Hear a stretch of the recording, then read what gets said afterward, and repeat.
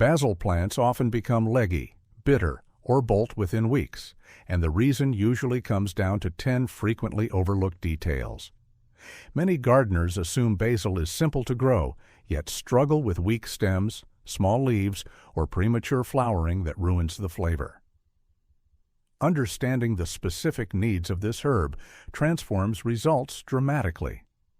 These 10 practical tips address everything from variety selection to harvesting technique, covering the mistakes that cause most basil failures. Each recommendation is based on tested methods that consistently produce bushier plants, larger leaves, and extended harvests. Whether growing in containers or garden beds, these strategies work across different climates and experience levels. The difference between mediocre basil and restaurant-quality leaves often lies in knowing exactly when to pinch, how much to water, and which varieties thrive in specific conditions. Mastering these fundamentals eliminates guesswork and delivers reliable harvests all season long. Basil varieties differ dramatically in growth habit, flavor intensity, and climate tolerance, making variety selection the foundation of success. Sweet Genovese remains the standard for Italian cooking, producing large leaves with classic flavor, but it bolts quickly in hot weather above 90 degrees. Thai basil tolerates heat better and offers a distinct anise flavor, while lemon basil adds citrus notes perfect for fish dishes and tea. Purple varieties like dark opal provide ornamental value, but generally have milder flavor than green types. Compact Greek basil works exceptionally well in containers, staying bushy without constant pruning. African blue basil, a sterile hybrid, rarely flowers and produces continuously until frost, making it ideal for gardeners who forget to pinch regularly. The key is matching variety characteristics to intended use and local climate. In regions with intense summer heat, Thai or African blue varieties outperform Genovese. For cooler climates with shorter seasons, faster maturing varieties like Spicy Globe ensure harvest before first frost. Reading variety descriptions carefully prevents disappointment and sets realistic expectations for plant performance. Starting basil from seed indoors 6 weeks before the last frost gives plants a head start, but direct seeding works well once soil reaches 70 grams consistently. Seeds germinate in 5 or 10 days when kept warm and moist, but temperatures below 60 grams dramatically slow germination and can cause seed rot. Using a heat mat maintains ideal soil temperature of 75 Fahrenheit, improving germination rates significantly. Transplanting seedlings too early, when nights still drop below 50 degrees, causes severe stress that stunts growth for weeks. Basil is extremely cold sensitive, and even brief exposure to temperatures below 40 degrees can cause permanent damage or death. Hardening off seedlings gradually over 7 to 10 days prevents transplant shock. For gardeners wanting continuous supply, succession planting every 3 weeks ensures steady production as older plants decline. Direct seeding works better in hot climates where soil warms early, while transplants make sense in shorter growing seasons. Many experienced gardeners use both methods, starting transplants for early harvest while direct seeding for mid-season and fall crops. The timing flexibility allows extending the harvest window significantly. Basil requires 6 to 8 hours of direct sunlight daily for optimal growth, with morning sun being particularly beneficial for development. Plants receiving less than 6 hours produce smaller leaves, weaker stems, and less intense flavor. In extremely hot climates where afternoon temperatures regularly exceed 95 degrees, afternoon shade prevents leaf scorch and reduces water stress. The ideal location provides morning sun and light afternoon shade, especially in zones 8 to 10. Container-grown basil offers flexibility to move plants as light conditions change through the season. South-facing locations in cooler climates maximize heat and light exposure, promoting faster growth and higher essential oil content. Insufficient light causes stretching, with long spaces between leaf nodes, creating sparse plants with poor productivity. Reflective surfaces like white walls or light-colored mulch can increase available light in partially shaded areas. Indoor growers need strong grow lights positioned 6 to 8 inches above plants, running 12-16 hours daily to match outdoor light levels. Light intensity directly affects leaf size, flavor concentration, and overall plant vigor, making it non-negotiable for quality production. Basil thrives in well-draining soil with pH between 6.0 and 7.5, rich in organic matter that retains moisture without becoming waterlogged. Heavy clay soils cause root rot and poor growth, requiring amendment with compost, aged manure, or coconut coir to improve drainage and aeration. Sandy soils drain too quickly, needing organic matter to increase water retention and nutrient availability. Testing soil pH prevents problems, as basil struggles in highly acidic soils below 5.5 or alkaline soils above 8.0. Adding compost not only adjusts texture, but provides slow-release nutrients throughout the growing season. For container growing, high-quality potting mix designed for vegetables works better than garden soil, which compacts and drains poorly in pots. Containers must have drainage holes, as standing water kills basil quickly.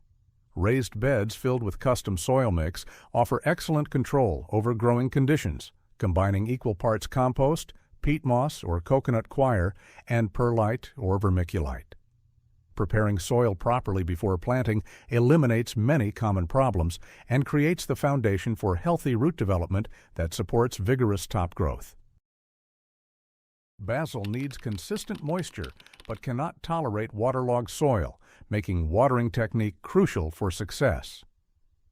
The soil should feel moist 1 inch below the surface but never soggy or saturated. Overhead, watering promotes fungal diseases, particularly downy mildew and fusarium wilt, which spread rapidly in humid conditions. Watering at the soil level, preferably in the morning, allows foliage to dry before evening and reduces disease pressure significantly. Container basil requires more frequent watering than garden plants, sometimes twice daily in hot weather, as pots dry out faster. The top inch of soil drying between waterings prevents root rot while maintaining adequate moisture for growth. Wilting is the plant's stress signal, but allowing severe wilting regularly weakens plants and reduces leaf quality. Mulching around plants conserves moisture, moderates soil temperature, and reduces watering frequency. Drip irrigation or soaker hoses provide consistent, even moisture directly to roots without wetting foliage. In rainy periods, well-draining soil becomes essential, as basil cannot survive extended periods in saturated soil. Monitoring soil moisture daily, especially during establishment, prevents both underwatering and overwatering problems. Pinching basil regularly, starting when plants reach 6 inches tall, forces branching and creates bushy, productive plants instead of tall, leggy ones.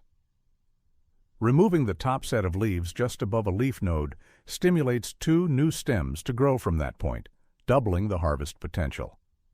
Many gardeners make the mistake of waiting too long to pinch, allowing plants to grow tall with sparse foliage.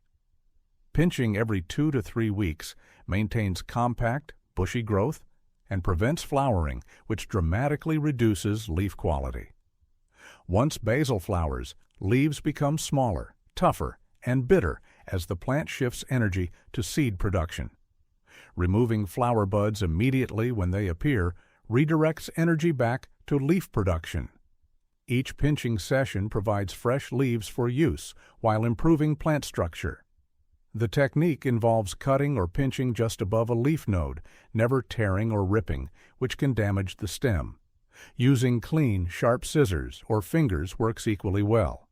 Even aggressive pruning, taking up to 1/3 of the plant at once, encourages vigorous regrowth. Plants that are never pinched become sparse and unproductive, with most growth concentrated at the top, rather than creating the dense, bushy form that maximizes yield. Basil is a moderate feeder that responds well to regular fertilization but can suffer from excess nitrogen, which promotes leaf growth at the expense of flavor intensity. Balanced fertilizer with equal NPK ratios like 10-10-10-10 or organic fish, emulsion diluted to half strength works well for container plants applied every 2 to 3 weeks. Garden basil growing in compost-rich soil often needs little additional fertilization, relying on nutrients from organic matter breakdown. Over-fertilizing, particularly with high nitrogen formulas, creates lush, large leaves with diminished flavor and lower essential oil content. Slow-release organic fertilizers like compost tea or worm castings provide steady nutrition without the risk of burning plants.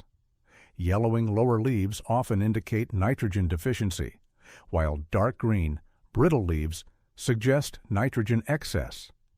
Container plants require more frequent feeding than garden plants because nutrients wash out with repeated watering. Side dressing with compost mid-season provides a nutrient boost for garden basil without the risks of synthetic fertilizers.